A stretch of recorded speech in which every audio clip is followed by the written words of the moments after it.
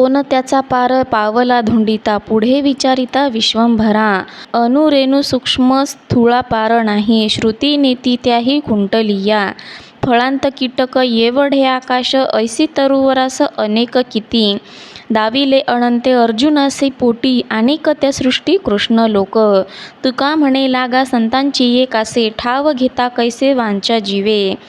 या विश्वंभराचा कोणी कितीही विचार केला किंवा त्याच्यावर कोणी कितीही अभ्यास केला तरी त्याचा शेवट कोणालाही लागलेला नाही. तो परमात्मा अणुरेणूपेक्षाही सूक्ष्म आहे आणि स्थूल पदार्थांपेक्षाही अतिस्थूल आहे व वेदही त्याच्याविषयी विचार करून शेवटी त्याचे वर्णन करता येत नाही असे म्हणू लागलेले आहेत. एका फळात अनेक कीटके असतात, त्यांच्यासाठी त्या फळा एवढेच त्यांचे आकाश असते. असे फळ एका झाडाला किती असतात, असे झाड या भूतलावर किती असतात. या अनंताने आपल्या उदरात अर्जुनाला अनेक गोष्टी, अनेक सृष्टी, अनेक कृष्ण आणि अनेक लोक दाखवलेले आहेत. तुकाराम महाराज म्हणतात, याकरता तुम्ही संतांची कास धरा. तसे न करता तुम्ही जर अनंताचा शोध घेण्यास निघाल तर तुमचा जीव कसा वाचेल.